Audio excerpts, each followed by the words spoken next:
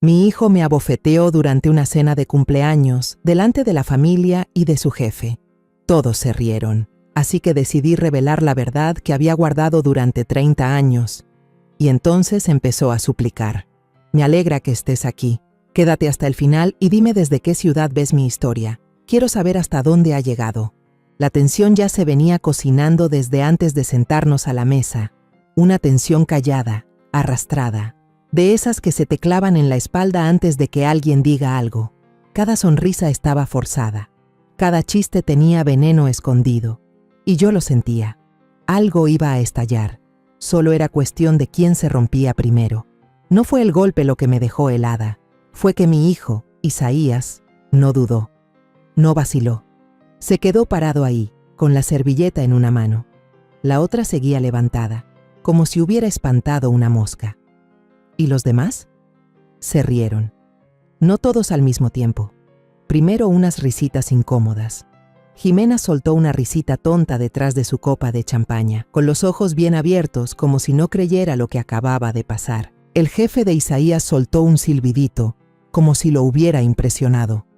Hasta los gemelos, mis propios nietos, se removieron en sus sillas fingiendo que no vieron nada. ¿Qué dije yo? ¿Qué fue tan grave? Solo sonreí y dije, Jimena, ese vestido me recuerda a uno que usé en el 84. Pareces estrella de cine. Eso fue todo. Eso fue lo que prendió la mecha. La cara de Jimena se tensó como cuando amarras una bolsa con hilo. Se giró hacia Isaías y le susurró algo. No escuché qué, pero luego vino la cachetada. No lloré, no grité. Levanté la mano, despacio, firme, y me toqué la mejilla. Estaba caliente. Ese tipo de calor que se te extiende cuando entiendes que alguien que amas ya no te ve como alguien que merece ser cuidado.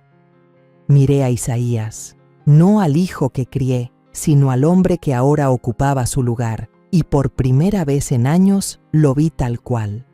No como el niño por el que di tanto, ni como el hombre por el que me partí en dos. Lo vi como alguien que, en algún punto del camino, reescribió nuestra historia a su antojo. Jimena soltó un suspiro pesado. Siempre está tratando de que todo se trate de ella, murmuró, lo suficiente fuerte para que todos la escucharan. La gente que alguna vez llamé familia se removió incómoda. Un invitado carraspeó. Otro se sirvió más vino. Nadie me miró a los ojos. Alicé la servilleta en mi regazo. Mis manos no temblaban. Ya no. Luego me volví hacia Isaías. Lo miré directo y le dije, con la calma del anochecer, ya veo. Es hora. Eso fue todo. No grité. No aventé el vino, ni salí corriendo, ni supliqué por cariño. Nomber solo, me puse de pie. Enderecé la espalda. Me ajusté el collar de perlas en el cuello, las mismas que usaba el día que firmé los papeles para que Isaías pudiera ir a la universidad sin deber un peso. El silencio en la mesa retumbaba más fuerte que cualquier palabra. La mejilla aún me ardía, pero algo más se encendió por dentro. No era rabia, no era tristeza, era algo más viejo, un saber. Doblé la servilleta, la dejé junto al plato intacto, y miré una vez más al niño que se volvió un extraño, el niño por el que una vez me culpé. Pero esa es otra historia, para otra noche.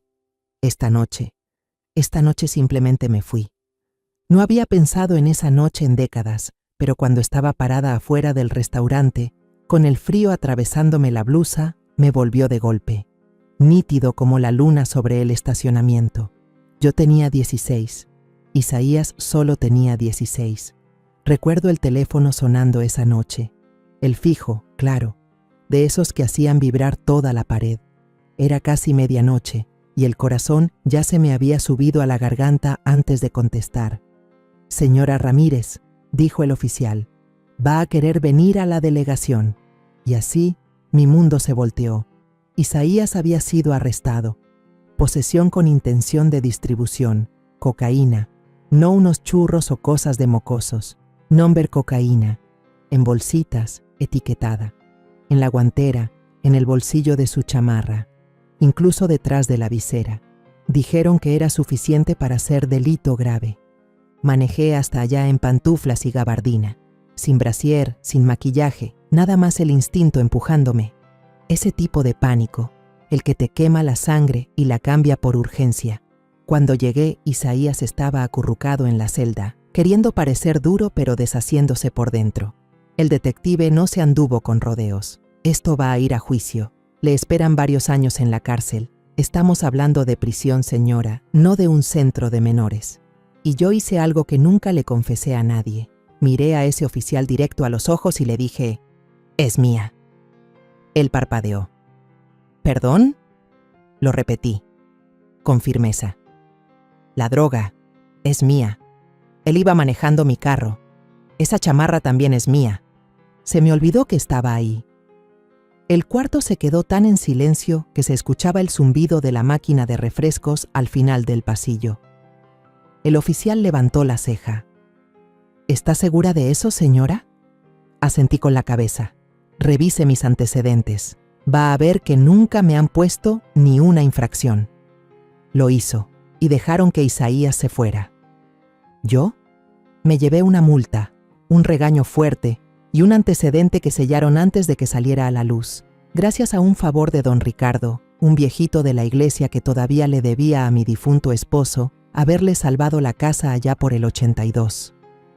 Pero que no quede duda, esa noche me cambió la vida. Isaías jamás volvió a tocar el tema.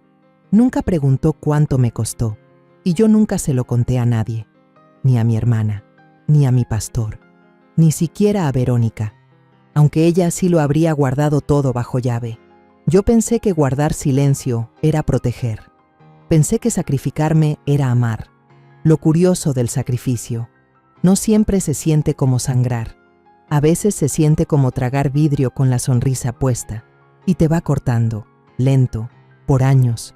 Esa noche quedó enterrada, hasta esta, cuando levantó la mano como si yo fuera un estorbo, y lo único que pude pensar fue, de verdad no recuerda lo que sacrifiqué por él, pero yo sí me acuerdo, cada segundo, cada rasguño, cada mentira que tuve que volver creíble, y por primera vez, parada ahí afuera, sin nadie, bajo esa luna fría y sin alma, no me arrepentí de lo que hice, pero sí me pesó haberme quedado callada tanto tiempo.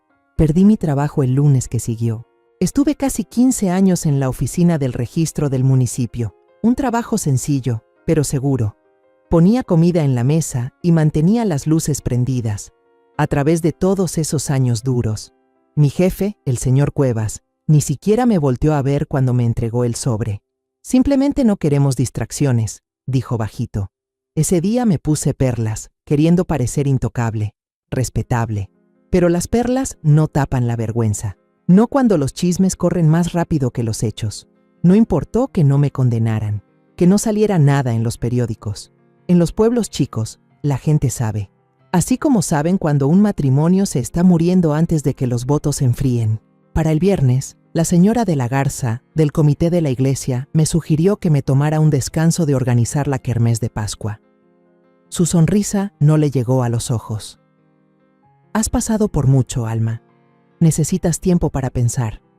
¿Pensar en qué, exactamente? ¿En mi entrega? ¿En mi vergüenza? ¿En cómo mi hijo llegó? Tiró la mochila sobre la mesa y preguntó qué había de cenar, como si yo no acabara de quemar mi vida entera por él. En el súper, la gente se volteaba para otro pasillo. En el salón de belleza, Lupe, sin querer, se saltó mi cita 3 veces seguidas. La primera aguanté la cara, la segunda lo tomé como broma. La tercera dejé las llaves puestas y me quedé sentada en el carro hasta que se me acabaron las lágrimas. Nadie me preguntó nunca qué había pasado. Nadie preguntó si estaba bien. Ya habían decidido. Yo era una mujer atrapada. Un cuento de advertencia con labial y mocasines. Dejé de salir a menos que fuera necesario. Las cuentas se empezaron a atrasar. La despensa se fue vaciando. Acepté trabajos de limpieza, discretos, donde nadie supiera mi nombre. Mantuve a Isaías en la escuela, sus lonches listos, la cara en alto en las juntas de padres. Y con todo eso, nunca dije nada.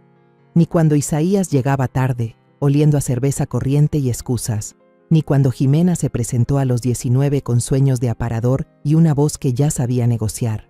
ni siquiera cuando Isaías trajo su carta de aceptación a la universidad y me abrazó como si hubiera escalado el cerro más alto. No, yo sonreí, yo lo animé.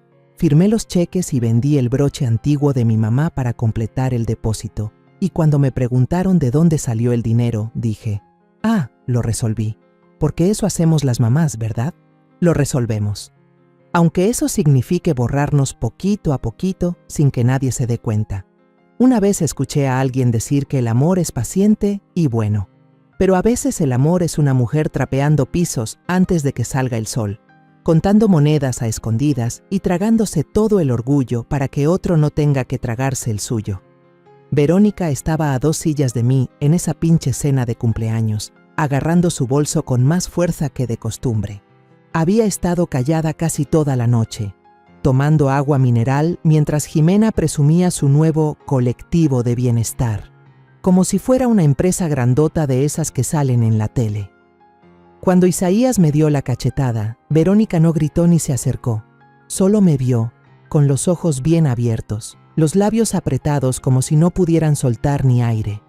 Pero le vi la mano, un gesto chiquito. Se le fue hacia el bolsillo del abrigo como por reflejo. La grabadora seguía ahí, yo lo sabía, y ella también. Ya habían pasado 6 años desde que le conté todo. Estaba sentada en la mesa de su cocina, llorando sobre una servilleta bordada con limones. Su casa siempre olía a canela y cera para madera, como un calor queriendo tapar la mugre de adentro. Nos conocíamos desde que nuestros hijos estaban en el kinder. Isaías y su hijo, Mateo, jugaban a hacer hoyos en sus flores y les decían trampas para bichos. Esa noche ya no pude más. Todo se me salió como el agua sucia de una canaleta rota. Les mentí a los policías, le dije. Ella parpadeó, esperó. Verónica nunca presionaba a una mujer rota. Era de Isaías, la droga. Iba a ir preso y no podía dejar que eso le pasara. Así que dije que era mía. No dijo nada, no interrumpió. Solo puso su mano encima de la mía y después de un rato dijo, ¿quieres un tecito, mija? Yo asentí, porque si decía gracias, me iba a romper por dentro. Fue cuando vi esa lucecita roja parpadeando debajo de la panera. La grabadora vieja de Verónica, la que usaba cuando trabajaba en los juzgados, estaba encendida. Se me paró el corazón. ¿Verónica, me estabas grabando? No se movió. Solo porque sabía que nunca lo volverías a decir y tal vez el mundo necesite escucharlo algún día. No discutí, no podía. Solo asentí. Con los ojos llenos de sal y pena, esa grabadora fue a dar a su caja fuerte esa misma noche, y esta noche, en la cena, estaba en el bolsillo de su abrigo. Cuando Jimena alzó la voz, cuando Isaías levantó la mano, cuando la risa se apagó en ese silencio espeso, Verónica metió la mano al bolsillo solo un segundo y tocó la grabadora. No para mostrarla, no para amenazar, solo para acordarse y para que yo también supiera que la verdad ya no estaba flotando en la oscuridad. Tenía peso, tenía cómo probarse. Y Verónica, ella ya no iba a dejar que yo la cargara sola.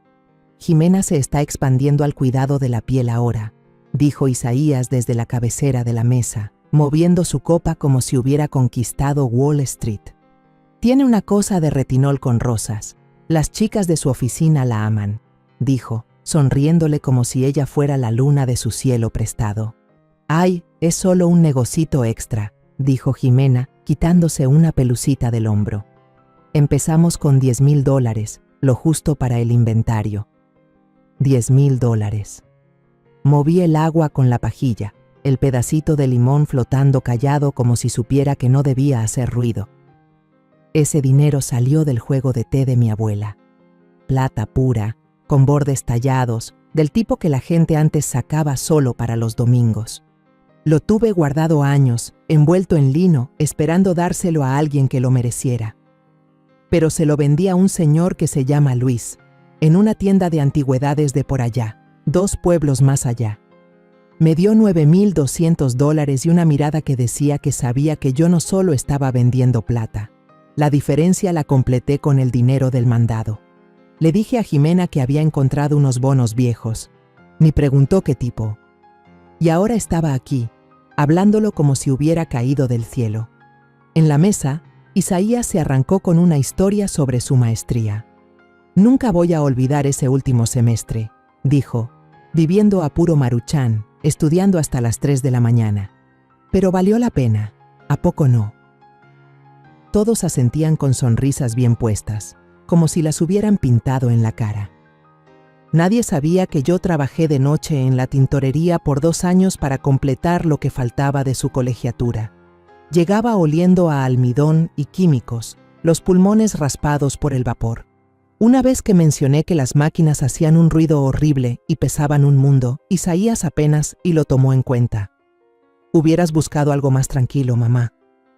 No sé qué esperaba. ¿Gracias? ¿Un poco de reconocimiento? Algo más que ese asentimiento seco que me daba cada vez que cobraba el cheque.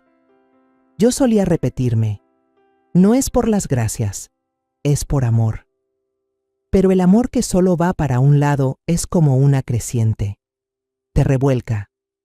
En la mesa, Jimena sonrió con esa finura que le sale natural y dijo, «Estamos pensando en comprar una casa en el lago, un lugar privado, para que los niños se desconecten tantito. Ya sabes, la riqueza verdadera es la que se pasa entre generaciones». Mi tenedor se quedó a la mitad del camino. La riqueza verdadera es generacional. No tenían idea, ninguno. No sabían que vendí mi anillo de bodas en la crisis del 2008 para pagar la renta de Isaías cuando tronó su startup. No sabían que dejé pasar mi tratamiento dental para que Jimena pudiera ir a un retiro de negocios en San Miguel de Allende. No sabían que las únicas vacaciones que tomé fueron ese fin de semana en un motel barato mientras ellos pintaban mi cuarto sin decirme nada.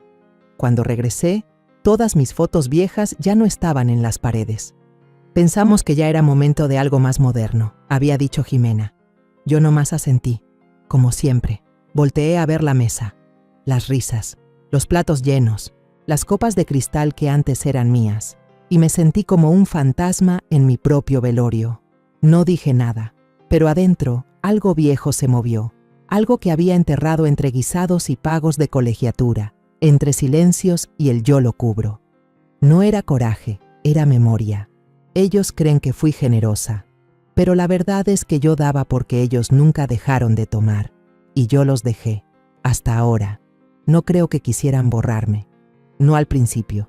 Empezó como la neblina. De a poco, despacio. No te das cuenta de qué tan densa se volvió hasta que ya no ves para dónde vas. Una Navidad noté que no llegó la foto familiar. La siguiente Pascua, nadie me pidió que llevara los huevos rellenos. Y luego vinieron las fotos, esos cuadritos brillantes llenos de recuerdos, puestos en internet. Isaías y Jimena en Disney, los cuates soplando las velitas, un viaje a la playa, un campo de calabazas, pijamas iguales en el Día de Gracias. Yo no estaba en ninguna. Le di clic a cada una como si estuviera viendo la vida que se suponía que era mía. Un pie de foto decía, agradecidos por la familia. Me quedé viéndolo tanto tiempo que se me aguaron los ojos. Yo estuve ahí en cada cambio de pañal, cada fiebre a las 3 de la mañana, cada portazo de adolescente y cada graduación. Pero de alguna forma me fui borrando. Las llamadas no se respondían, los mensajes se leían y ya. Siempre era yo la que buscaba, nunca la buscada. Si lo decía, salía que era sensible. Estás muy ocupada, mamá, ya sabes cómo es la vida. La vida se volvió más ocupada, y yo más callada.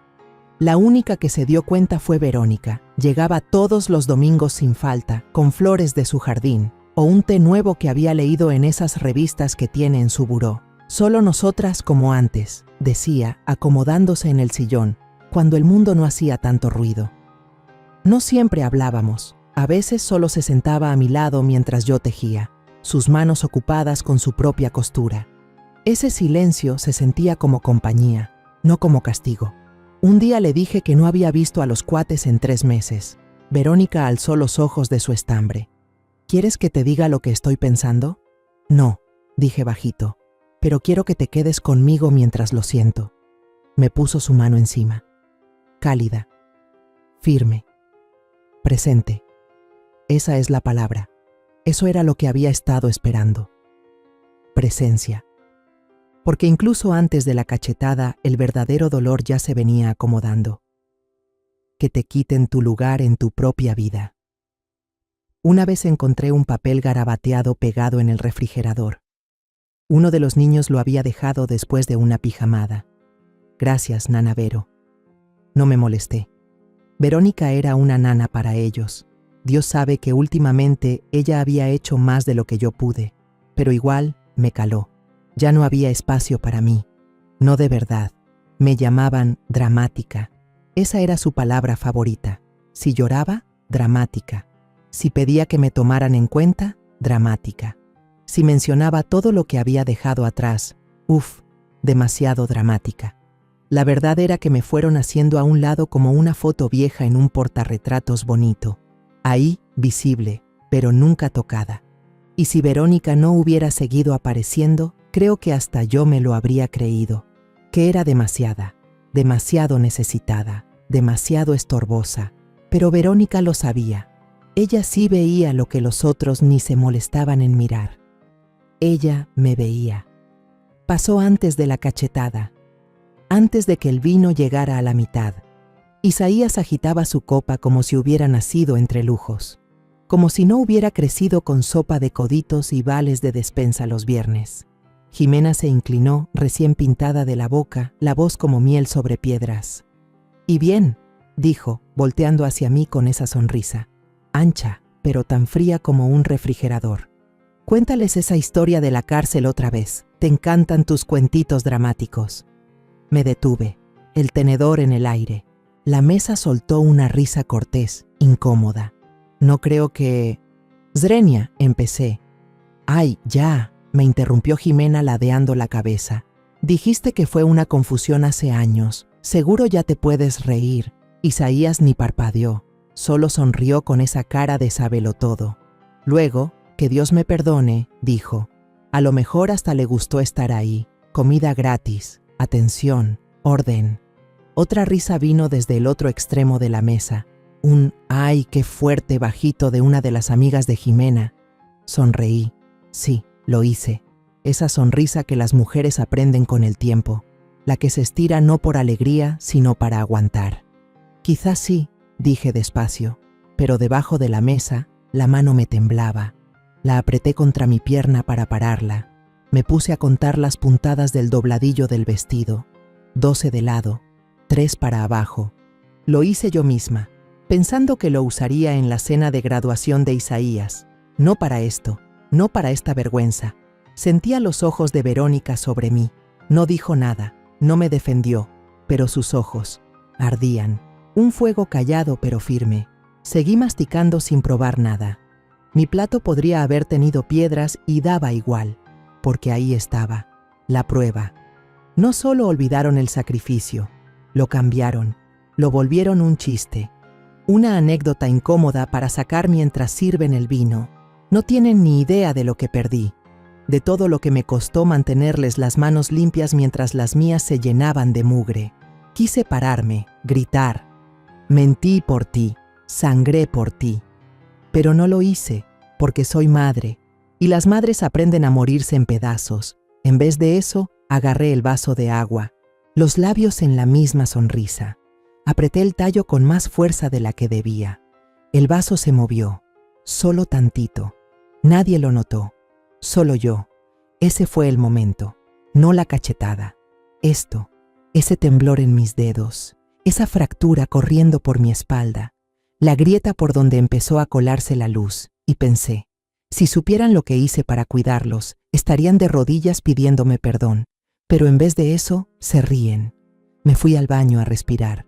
Eso era todo lo que quería, solo un respiro, no para llorar, no para gritar, no para hacer el drama que esperaban, solo para aguantar los próximos 20 minutos sin romperme delante de extraños. La llave del lavabo estaba floja. El espejo brillaba demasiado. Me miré y apenas me reconocí, la mejilla aún roja donde cayó su mano, el labial colgando como una oración.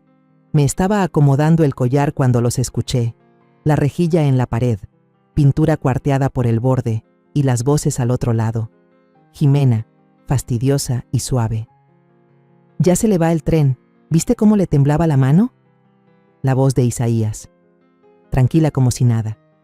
Lleva meses mal. Verónica es lo único que la mantiene en pie. Después, la voz de Jimena cambió. Fría, calculada. No tenemos que esperar a que la naturaleza haga lo suyo. Unos cuantos errores, un par de reportes, y ya está legalmente incapacitada. Una vez que obtengamos el poder notarial. Poder notarial. Esa frase me retumbó como si tocaran una campana anunciando el fin de algo. Isaías se rió entre dientes. Haces que suene tan turbio, Jimena. No es turbio, es inteligente. ¿Cuánto tiene? ¿Solo la casa? Y lo que queda en sus cuentas. Isaías otra vez, más bajito. Es terca, nunca va a firmar por su cuenta. Luego, risas, bajitas, casi susurradas. Las copas chocaron, un brindis. Me quedé ahí, sin moverme. Una mano agarrada al lavabo de porcelana. La otra, tocando todavía las perlas en mi cuello. Estaban celebrando la idea de quitarme mi mente, mis derechos, mi futuro, como si fuera un bolso que ya se cansaron de esperar heredar. Un poco de papeleo, unas llamadas, un golpe de estado limpio y sin ruido. No lloré, no entré gritando a la sala, solo me miré en el espejo, vi a la mujer que los había salvado más veces de las que podía contar, y dije en voz bajita para nadie: esta vez no. Pensaban que se me estaban yendo las cabras, que lo piensen. Pensaban que era frágil, que lo piensen. Se les olvidó que lo más peligroso del mundo es una mujer callada que sabe bien dónde guardó la verdad. Y la mía estaba en un casete, en la bolsa de Verónica, y por fin estaba lista para hablar. La iglesia estaba vacía, salvo por nosotros tres. Verónica tenía las llaves, siempre las ha tenido. Desde que empezó a ayudar al padre con la despensa de comida y a ver quién necesitaba que lo llevaran a diálisis. Nos juntamos en la oficina de atrás, no en el santuario. No estaba lista para ángeles ni vitrales. Todavía no. Solo una mesa plegable, una cafetera vieja y la verdad puesta encima. El padre Miguel se sentó frente a mí, con ojos amables pero vivos. Es de esos hombres que no parpadean cuando entra el dolor por la puerta. Lo llamé esa mañana. Solo le dije: necesito a alguien que recuerde quién era yo antes de que me hicieran chiquita. Él dijo: ven. Verónica sirvió café. No toqué el mío. Saqué el casete del bolso. Se sentía más pesado de lo que recordaba. Ese rectángulo de plástico y cinta tenía el momento exacto en que mi vida se rompió en dos. Lo puse sobre la mesa como si fuera un arma. ¿Dije la verdad una vez? Dije, tranquila. Pero solo en privado. Eso se termina hoy. Verónica no parpadeó. Solo empujó un sobre manila sobre la mesa. Adentro había una transcripción a máquina, notariada, con testigos, legal. Saqué copias, dijo, su voz suave pero firme. No sabía cuándo ibas a estar lista, pero sabía que lo estarías. La miré. Mi única testigo, mi única amiga. Y pensé, toda mujer necesita una Verónica, solo una que no se espanta cuando el agua se enfría. El padre Miguel abrió el sobre. Leyó un buen rato en silencio. Cuando alzó la vista, solo preguntó: ¿quieres justicia? ¿O paz? Respiré hondo, de ese tipo de respiro que sabe a tierra mojada después de un incendio. Quiero la verdad, que ellos hagan lo que quieran con ella, ya no me voy a esconder. Él asintió, despacio, con seriedad.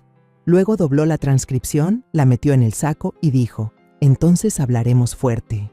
Verónica puso su mano sobre la mía, cálida, firme, una promesa sin palabras. Nos quedamos así un rato, 3 personas, una verdad, y el zumbido bajito de un calentador viejo detrás de nosotros. No sabía qué iba a pasar después, pero sabía esto: la primera vez que protegí a Isaías, me costó todo. Esta vez me estaba protegiendo a mí misma, y eso es otro tipo de santidad. Mi abogado levantó las cejas apenas entré en su oficina. Señora Ramírez, dijo, enderezándose, no la esperaba hoy. Sonreí como sonríen las mujeres grandes cuando están a punto de poner todo de cabeza. Saca el expediente, le dije mientras dejaba mi bolso como si cargara siglos de historia encima. Vamos a cambiarlo todo. Parpadeó y se acomodó los lentes. ¿Todo? Cada línea, respondí, especialmente el testamento. La oficina seguía oliendo a cuero y cera de limón, igualito que aquel día que firmé las escrituras de la casa. El mismo olor cuando abrí el fondo para la Universidad de Isaías, cuando enterré a mi marido y tuve que reescribir toda mi vida. Pero esta vez era distinto. No venía a hacer ajustes, venía a cortar de raíz. Estuvimos sentados como una hora. Le dije que quería que la casa y todas las ganancias fueran para un programa de becas para jóvenes como lo fue Isaías en su tiempo. Pero Isaías era su beneficiario, dijo con cautela. Era, repetí, ya no. ¿Y los nietos? Pobrecitos, dije con dulzura, pero sus manitas están llenas de cosas que yo pagué. Van a estar bien. Agregamos una cláusula más. Verónica se encargaría de supervisar el último desembolso. Y quedó bien claro. Ningún fondo podrá pasar a ningún individuo que haya intentado mediante coacción o manipulación legal alterar la autonomía de la otorgante. ¿Quiere que avise a la familia?, preguntó mi abogado. Le sonreí. Ay, no, mi vida. Eso lo haré yo misma, en persona. Levantó la pluma. ¿Cuándo? Pronto, dije. Muy pronto. Esa misma tarde le llamé a Jimena. Le dejé un mensaje en el buzón de voz. Estoy planeando un brunch el domingo, dije, con una voz tan suave como el satén pero con el filo del cuchillo. Solo la familia. Una última reunión antes de que empiece a viajar. Casi podía escuchar cómo se le formaba la sonrisa. Seguro pensando en mimosas y otro cheque. Perfecto, que se ilusione. El resto de la semana lo pasé preparando todo. No para una pelea. Number para cerrar el capítulo. Saqué mi vajilla favorita, la de color azul clarito con rositas. Cociné todo yo solita. Escones de durazno, quiche con romero, tartaletas de limón con su copete de crema. Planché las servilletas, brillaba la plata y cada lugar lo dejé puesto como si fuera una oración. Hasta me puse mi mejor vestido, el azul marino con cuello festoneado. Me prendí el broche de mi mamá. Me enchiné el cabello la noche anterior y me senté bajo la secadora como si estuviéramos en 1963. No era por lucirme. Era para acordarme quién era antes de que me fueran gastando. En las tarjetas del lugar escribí a mano cada nombre, con una floritura bajo cada E, como si todavía fuera la anfitriona que esperaban. Pero esta vez, la anfitriona era yo. Una despedida que nadie sabía que era despedida. Le puse de nombre La Última Cena y... ¡ay, amor! Llegaron con hambre. 2 noches antes del brunch fue la gala en la iglesia. Llevaba un vestido color marfil, tejido suave, perlas al cuello. Ese tipo de vestido que desde el otro lado del salón te dice que una mujer sabe lo que vale. Todos me abrazaban, me besaban en la mejilla, me decían lo bien que me veía. Hasta Jimena, con esos piropos chiquitos envueltos en veneno. «Te ves tan descansada», dijo, como si la paz fuera algo que por fin había aprendido a fingir. Isaías me ofreció un vasito de sidra espumosa, me besó el aire al lado de la cara. «Qué bueno que te sientes mejor, mamá», dijo. ¿Mejor? No tenía ni idea. No estaba mejor, estaba libre. Y se me había quitado la costumbre de confundir la educación con el amor. El padre Miguel estaba en el micrófono, agradeciendo a los voluntarios. Jimena aplaudió con fuerza cuando mencionaron su nombre. Verónica y yo estábamos al borde del salón, cerca del ponche. Se me acercó. ¿Lista?, susurró. Asentí con la cabeza. No tienen ni idea, dijo mientras tomaba un sorbo. Tienes a todo el salón engañado. Sonreí. Tranquila, serena. Bien, que duerman mientras llega la tormenta. La música empezó a sonar, un jazz suave, discreto. La gente comenzó a moverse lentamente, dejándose llevar. Isaías me pidió que bailáramos. Acepté. Me guió con una rigidez que hablaba más de compromiso que de ganas. Pero lo dejé hacer. Gracias por venir esta noche, dijo. Para Jimena, esto significa mucho. Jimena. Incluso aquí, incluso ahora, ella era su prioridad. Lo dejé darme una vuelta más. Me dolían los pies, pero me mantuve erguida, como una bailarina que sostiene la gracia solo con los recuerdos. Se siente bonito que alguien te vea, dije. No lo entendió. Por supuesto que no. Solo asintió y miró su reloj como si tuviera algo más urgente que atender. Cuando terminó la canción, me giré hacia Verónica. Me voy a casa, le dije, bajito. Quiero descansar antes del domingo.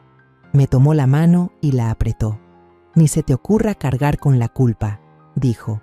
Has esperado más de lo que muchas mujeres se habrían atrevido a esperar. No la sentía. Ya no.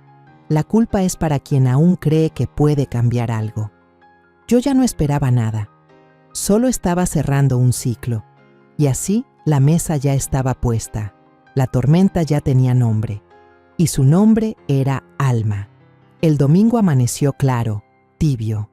De esas mañanas que casi logran hacerte pensar que la tranquilidad puede durar. La mesa estaba preciosa. Mi vajilla antigua, con flores azules. Las servilletas de lino dobladas en forma de cisne. Las copas ya llenas de mimosa burbujeando. Y una vela de durazno encendida en el centro, como una oración discreta. Jimena fue la primera en entrar, con el teléfono en la mano, tomando fotos del desayuno. Dios mío, está divino. Deberíamos hacer brunch así más seguido. Isaías entró detrás de ella, con las gafas de sol todavía en la cabeza, como si ser honesto le diera alergia. Los gemelos se dejaron caer en las sillas, ya con cara de fastidio, preguntando si había wifi. Yo me senté al final de la mesa, no en la cabecera, no hoy.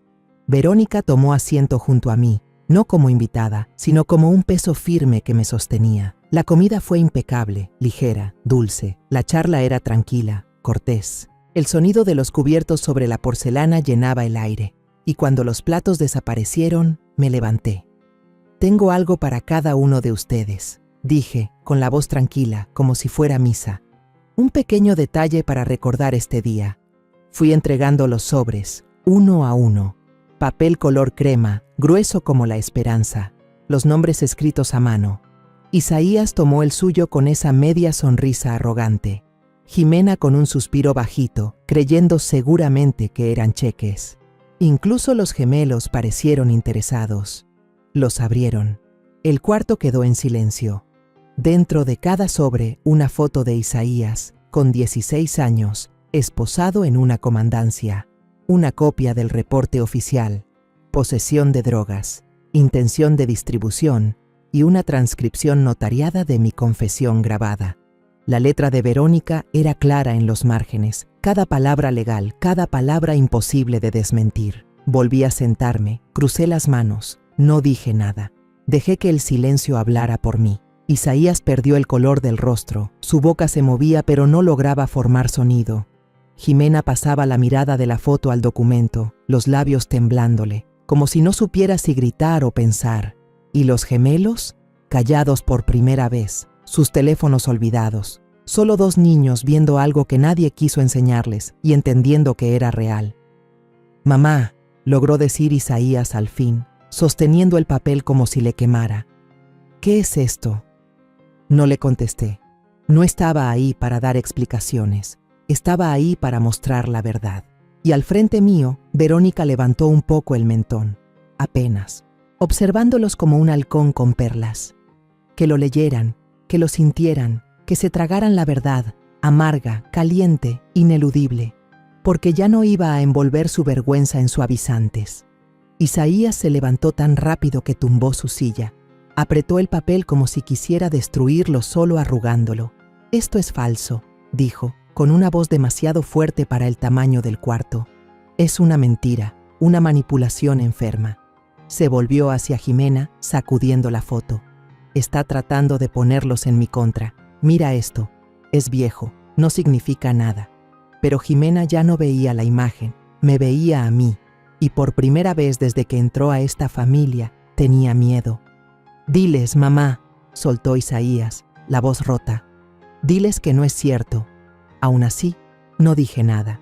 Los gemelos seguían mirando sus sobres con los ojos abiertos como platos, en silencio, como si en vez de papeles les hubieran entregado una serpiente viva escondida entre dulces. El menor susurró, con una voz que apenas cruzó la mesa. «Papá, ¿sí lo hiciste?» Isaías giró la cabeza tan rápido que casi tira su vaso. Cállate, no sabes de lo que hablas. Desde el otro extremo de la mesa, el padre Miguel se levantó con la misma calma con la que había llegado. Verónica lo había invitado con la promesa de un brunch tranquilo. No abrió la boca mientras se repartían los sobres. Pero ahora, con un gesto lento, sacó sus gafas del bolsillo de su camisa, desplegó con cuidado el papel que traía doblado y comenzó a leer sin titubeos. Me eché la culpa para que tú tuvieras un futuro, dijo con una voz firme, segura, como si leyera una confesión grabada en piedra. Y todo lo que recibí a cambio fue silencio y una bofetada. Las palabras se clavaron en el aire del comedor como clavos calientes, rebotando en las paredes como si fueran parte de una misa. La boca de Isaías se abrió, pero no salió nada. Jimena comenzó a negar con la cabeza, primero con lentitud, después con rabia, como si quisiera soltar algo de encima. Lo está haciendo para manejarnos. Está dolida, está vieja, está sola y... No estoy sola, dije por fin, sin levantar la voz. El aire se detuvo. No fue un grito, ni siquiera un tono alto, pero no necesitaba serlo. Una vez lo estuve, dije, doblando mi servilleta con cuidado, casi con ternura. Pero ya no. Isaías se acercó un paso, con las manos en el aire, como si buscara atrapar lo que se le estaba escapando. Mamá, por favor, no hagas esto. Podemos hablar. De verdad, podemos arreglarlo. Lo miré. No al adulto que estaba frente a mí, sino al niño que un día tapé con mi cuerpo, con mi historia, con mi apellido. Tuviste todas las oportunidades para enmendar las cosas, dije. Y lo que hiciste fue callarte, elegiste su lado. Asentí apenas hacia Jimena. Ella se encogió como si el golpe que no di le hubiera pegado de lleno. Te cuidé, dije, la voz apenas templada, pero firme. Y lo único que pedí fue que no lo recordaras. Isaías cayó en la silla como si el suelo se hubiera derrumbado debajo de él. Y por una vez, por fin, nadie corrió a levantarlo. Porque así es esto cuando termina la obra. El público se va y los actores se quedan solos con el eco de sus líneas. Aún estaba ahí, inmóvil, cuando me puse de pie. No necesitaba alzar la voz. El silencio ya se había instalado entre nosotros como una verdad amarga. A los dos los he sacado de mi testamento, dije. Jimena soltó una risa corta, seca, como una piedra en la garganta. Eso no es en serio, estás jugando. Me volví hacia ella, sin apuro. Abrí mi bolso y saqué un papel doblado, color crema, con membrete oficial. Lo dejé frente a su plato, despacio. Esa es una copia del fideicomiso que ya está firmado, dije. Entra en efecto desde hoy. Todo lo que tengo pasará a manos de un programa para jóvenes. Jóvenes como tú lo fuiste alguna vez, Isaías, antes de que olvidaras lo que significaba que alguien te salvara. La sonrisa de Jimena se deshizo como pintura reseca bajo la lluvia. Miró el documento, pero ni se atrevió a tocarlo. ¿Esto es por lo que dijimos sobre cómo cuidarte?, preguntó, fingiendo dulzura, pero se le notaba la grieta en la voz. No, respondí, negando con la cabeza. Es porque planearon mi muerte, mientras yo seguía sentada aquí compartiendo pan con ustedes. Isaías volvió a levantarse, más lento, más blando, con las palmas extendidas como pidiendo tregua. Solo estábamos preocupados. Te veías agotada. No queríamos hacerte daño. Sí querían, lo interrumpí, sin subir el tono. Querían todo. Querían seguir tomando, como siempre lo han hecho.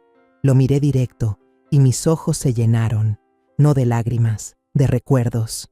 Me eché la culpa cuando tenías 16. Limpié tu historial para que pudieras estudiar, para que no te cerraran las puertas. Perdí mi trabajo, mis amistades, mi buen nombre, y todo por ti.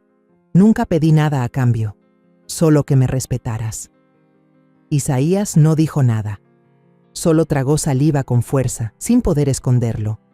¿Y qué recibí?, pregunté, y ahora sonreía con tristeza. Me diste una bofetada delante de tus hijos, porque te dio pena que dijera algo que tu esposa no podía controlar. Nadie se movió, ni los gemelos. Me miraban como si hubiera abierto el techo y mostrado el cielo. Ya se llevaron mi dinero, mi paz, mis espacios, y aún así, quisieron más. Me alejé despacio de la mesa, sin mirar a nadie en particular.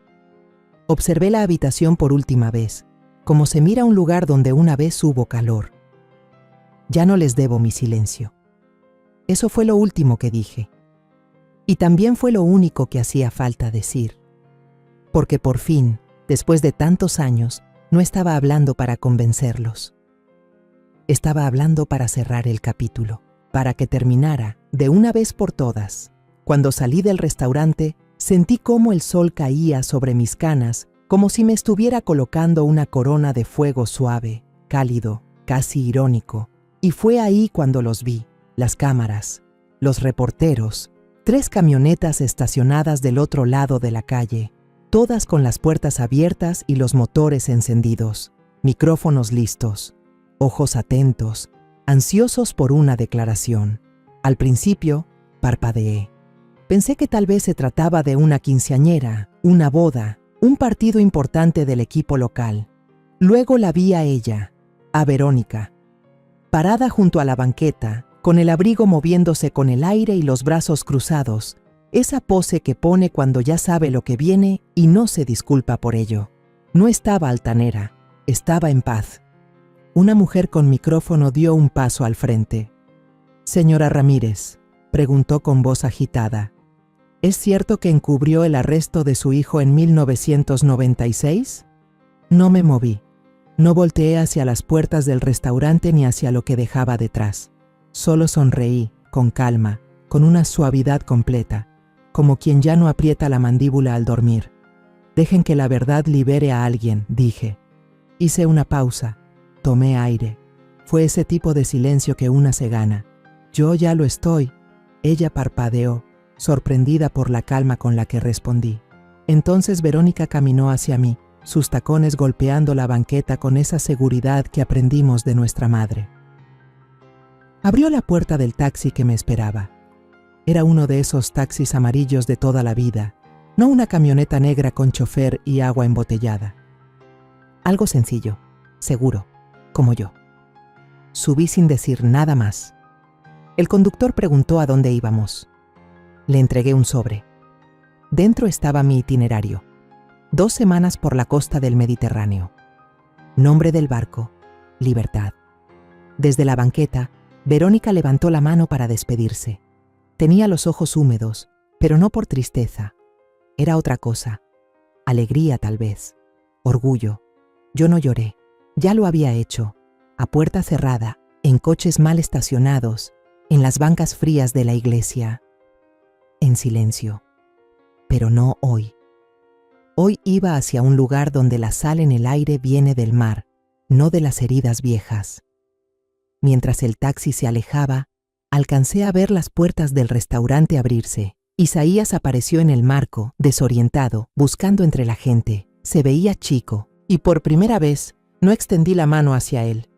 Busqué el broche de mi bolso, lo abrí despacio y guardé el pasado justo donde debe estar, atrás de mí. Después de todo, no me morí. Eso fue lo primero que pensé cuando desperté la primera mañana en San Miguel de Allende. El sol entraba oblicuo por las persianas del cuarto que renté con vista al jardín. Me dolía el cuerpo entero, no por la cama, que era decente, sino por la costumbre de haber dormido tantos años con el alma encogida.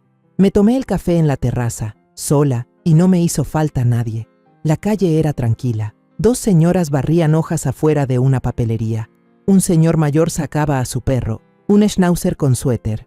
La vida seguía, como sigue todo lo que no te necesita para moverse.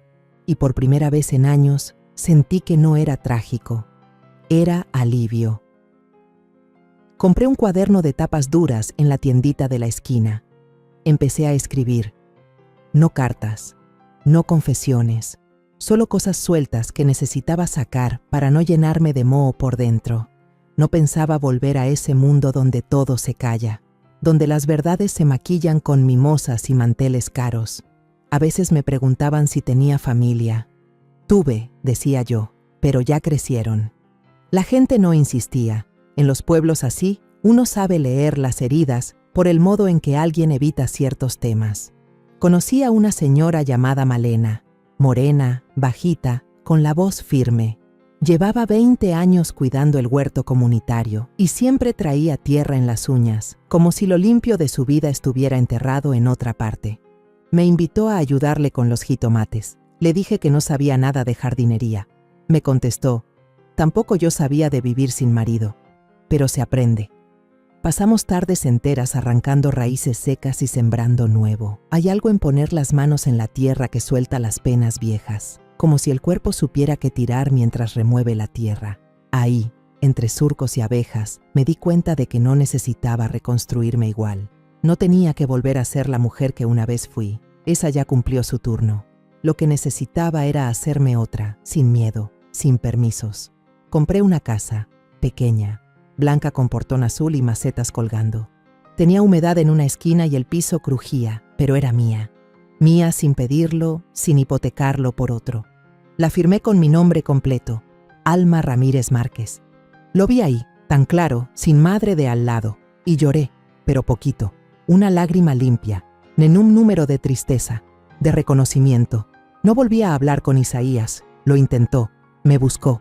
Me mandó un correo una noche diciendo que los niños preguntaban por mí, pero no mencionó la cachetada, no mencionó el intento de quitarme la cordura, ni una disculpa, ni una sola línea con peso, solo excusas en tono tibio. Lo borré, no por odio, por dignidad. Verónica me visitó una semana después de la mudanza. Llevó flores, pan de elote y una sonrisa llena de sol. Se instaló en mi sofá como si siempre hubiera sido suyo. No te reconocía sin el delantal, bromeó, y luego agregó, más en serio, pero ahora sí te veo. Le enseñé el jardín trasero, pequeño, pero con potencial. Me ayudó a plantar bugambilias. Me trajo esquejes de su lavanda. Aquí va a florecer bonito, dijo, como tú. No supe qué decirle, solo le tomé la mano. El silencio entre nosotras no era de ausencia, era de presencia. Ese tipo de silencio que acompaña, que dice, aquí estoy, sin abrir la boca. Empecé a caminar por las tardes. El cuerpo tardó en adaptarse. Me dolían las rodillas y me faltaba el aire al principio, pero seguí. Me encontré a mí misma saludando a desconocidos, hablando con el señor del pan, preguntando por talleres de cerámica aunque nunca había hecho uno. Me inscribí. El primer día, el instructor me dijo que mis manos eran fuertes. Parecen manos que han sostenido más de lo que deberían. Me soltó sin saber. Sonreí. Y sin soltar. Modelé un cuenco chueco. Se me rajó por un lado. No importó. Lo pinté de azul y lo puse en la repisa del comedor. Como un recordatorio, lo quebrado también sirve. Lo quebrado también es hermoso. Las noches eran frías, pero no solitarias. Encendía una vela de canela, me envolvía en una manta y leía. No historias románticas, no dramas familiares. Leía libros sobre mujeres que caminaban solas por montañas, sobre maestras rurales, sobre sabias que hablaban con los muertos y cocinaban con lo que había. Me daban fuerza. Un día, Malena me pidió que diera una charla en la biblioteca. Sobre lo que quieras, eres buena con las palabras. La gente escucha cuando tú hablas. Dudé. ¿Qué podía contar que no doliera? Pero fui. Me puse una blusa de lino blanco con botones de concha. Me peiné sencillo, con el cabello recogido, y hablé. Número de Isaías, no de la cachetada.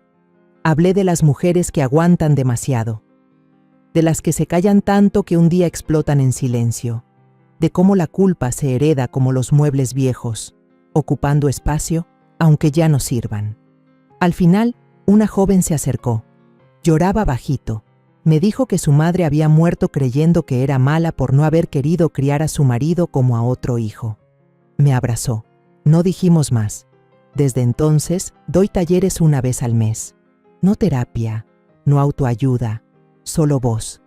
A veces escribimos, a veces solo lloramos, pero todas salimos de ahí un poco más enteras. Una noche, en una esquina del malecón, vi a una madre gritándole a su hijo de unos 6 años. El niño solo quería un helado. Ella, harta, le soltó un manazo en el brazo. Él no lloró, solo bajó la cabeza. Lo reconocí, esa manera de encogerse, esa tristeza que no hace ruido. Caminé hacia ellos, le toqué el hombro a la señora, le dije, sé que está cansada, pero él no tiene la culpa. Me miró, con los ojos llenos de rabia y vergüenza, pero bajó la mano. El niño se me quedó viendo, como si hubiera visto algo que no entendía, pero necesitaba. Le compré el helado. Yo ya no salvo a nadie, pero a veces hago lo que puedo. Un año después, ya nadie me llama la señora que abandonó a su familia. Ahora soy la señora de las clases, o la que organiza los miércoles en la biblioteca, o simplemente Alma, la que sabe escuchar. Y está bien, prefiero eso, un número sin cadena. No me regresé a buscar disculpas, ni cartas, no hubo flores. Isaías dejó de insistir después de un tiempo. Verónica me avisó que Jimena intentó contactarla cuando supo de las becas, pero solo para preguntar si podía reconsiderarse el fideicomiso en favor de los gemelos. Verónica ni le contestó. El programa ya tiene nombre, Raíces Nuevas. Empezamos con 3 becas.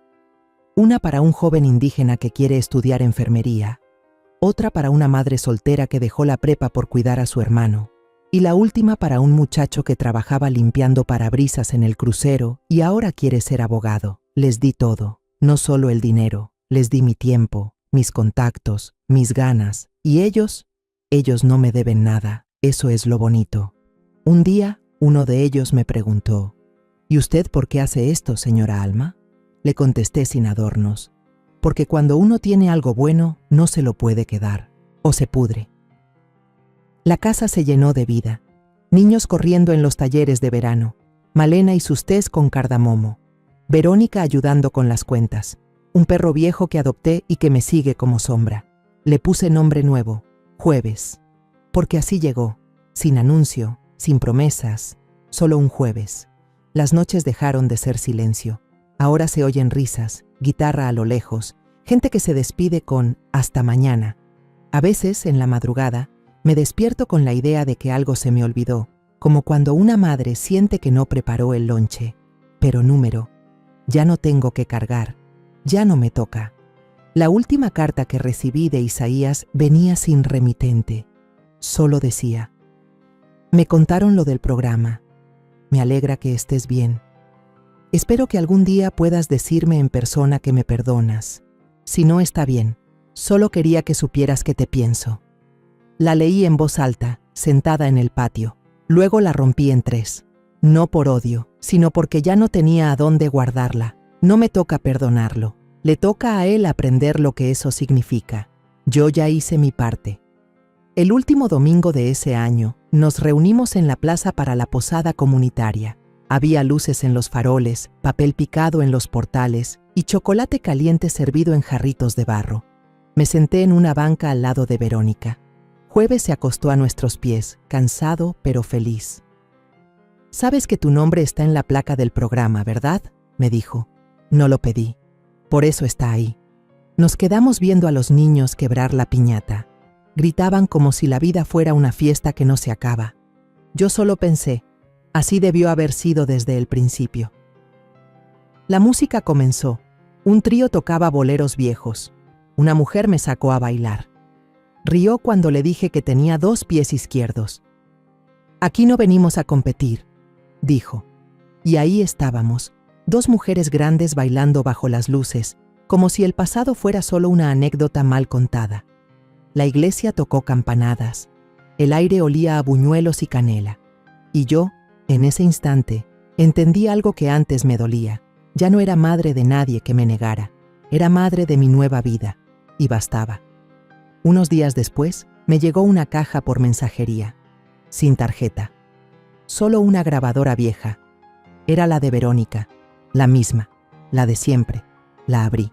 Dentro, un casete nuevo con una sola etiqueta. Tu voz también merece quedarse.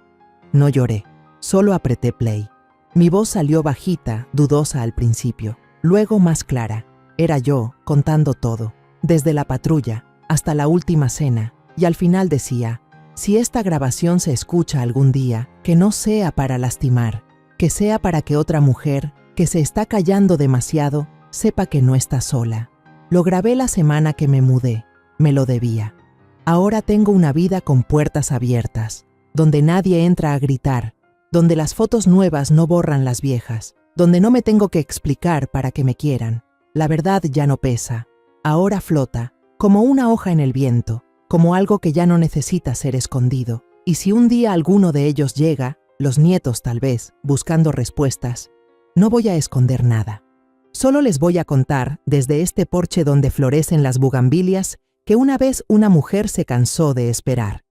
Y en vez de pedir permiso, se fue. Y al irse, por fin, se encontró. Contamos esta historia basada en hechos reales. Los nombres y lugares han sido cambiados para proteger la identidad de la persona involucrada. Es la historia de una madre que sacrificó toda su vida por sus hijos y nietos, y al final fue despreciada, utilizada y abandonada. Pero cuando ya no le quedaba nada que perder, se levantó, y esta vez vivió para ella misma.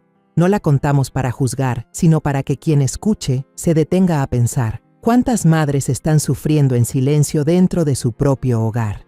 Ahora, tengo curiosidad por ti, que estás escuchando mi historia. ¿Qué harías si estuvieras en mi lugar? ¿Te ha tocado vivir algo parecido?